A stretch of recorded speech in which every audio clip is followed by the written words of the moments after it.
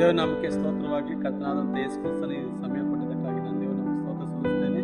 ಈ ದಿನದ ವಾಕ್ಯವನ್ನು ಹೇಳ್ಕೊಳ್ಳೋದು ಯೆಶಾಯನ ಬರೆದ 43ನೇ ಅಧ್ಯಾಯ 2ನೇ ವಾಕ್ಯದಲ್ಲಿ ನಾವು ನೋಡ್ಕೊಳ್ಳೋದೇ, ನೀನು ನನ್ನವನು, ನೀನು ಜಲರಾಶಿಯನ್ನು ಹಾದು ಹೋಗುವಾಗ ನಾನು ನಿನ್ನ ಸಂಗಡ ಇರುವೆನು, ನದಿಗಳನ್ನು ದಾಟುವಾಗ ಅವು ನಿನ್ನನ್ನು ಮುಳುಗಿಸವು, ಉರಿಯಲ್ಲಿ ನಡೆಯುವಾಗ ನೀನು ಕಂದದಿರುವಿ.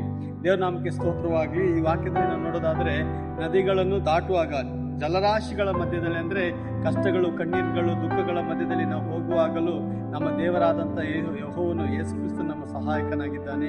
ನಾವು ನಂಬಿ ಪ್ರಾರ್ಥನೆ ಮಾಡೋದಾದರೆ ನಮ್ಮ ಕಷ್ಟದಲ್ಲೂ ಕಣ್ಣೀರಿನಲ್ಲಿಯೂ ಜಲರಾಶಿ ಅಂದರೆ ನೀರಿನಷ್ಟು ಎಷ್ಟೋ ರಭಸವಾಗಿ ಹಿಂಸೆಗಳು, ದುಃಖಗಳು, ಕಣ್ಣೀರುಗಳು ನಮ್ಮ ಮಧ್ಯದಲ್ಲಿ ಬಂದರೂ ಕರ್ತನಾದಂಥ ಯೇಸು ಕ್ರಿಸ್ತನನ್ನು ನಂಬಿ ನಾವು ಪ್ರಾರ್ಥನೆ ಮಾಡೋದಾದರೆ ಅಲ್ಲಿ ಒಂದು ಬಿಡುಗಡೆ ದೇವರು ನಮ್ಮ ಜೀವಿತದಲ್ಲಿ ಉಂಟು ಮಾಡುತ್ತಾನೆ. ಅದೇ ರೀತಿ ಕೆಳಗಿನ ವಾಕ್ಯದಲ್ಲಿ ನಾವು ನೋಡೋದಾದರೆ, ನದಿಗಳು ನಿನ್ನನ್ನು ಮುಳುಗಿಸವು, ಜ್ವಾಲೆಯು ನಿನ್ನನ್ನು ಕಂದದಿರುವುದು. ನಾವು ಜ್ವಾಲೆ ಅಂದರೆ ಬೆಂಕಿ. ನಮ್ಮ ಜೀವಿತದಲ್ಲಿ ಬೆಂಕಿ ಎಷ್ಟು ತೀಕ್ಷ್ಣವೋ ಅಷ್ಟೇ ನಮ್ಮ ಜೀವಿತದಲ್ಲಿ ಕಷ್ಟಗಳು, ಕಣ್ಣೀರುಗಳು ಬಂದೇ ಬರ್ತವೆ. ಯಾವಾಗಲೂ ಕಣ್ಣೀರು, ಯಾವಾಗಲೂ ದುಃಖದಲ್ಲಿದ್ದ ನಮಗೆ ಸಂತೈಸುವ ಒಬ್ಬ ದೇವರಿದ್ದಾನೆ, ಅದು ಕರ್ತನಾದಂಥ ಯೇಸು ಕ್ರಿಸ್ತನು.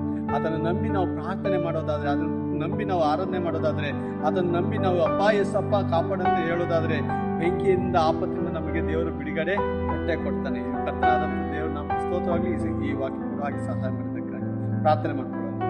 ಸರ್ವಶಕ್ತನಾದಂಥ ದೇವರೇ, ಈ ವಾಕ್ಯ ಹೇಳುವಾಗಿ ಸಹಾಯ ಮಾಡಿದ್ದಕ್ಕಾಗಿ ನಾವು ಸ್ತೋತ್ರ ಸಲ್ಲಿಸ್ತಾ, ತಂದೆಯು ಕರ್ತನಾದಂಥ ಯೇಸು ನಾಮದಲ್ಲಿ ಈ ವಾಕ್ಯ ಭಾಗವನ್ನು ತಂದೆ ಸಮರ್ಪಿಸುತ್ತೇನೆ ದೇವರೇ.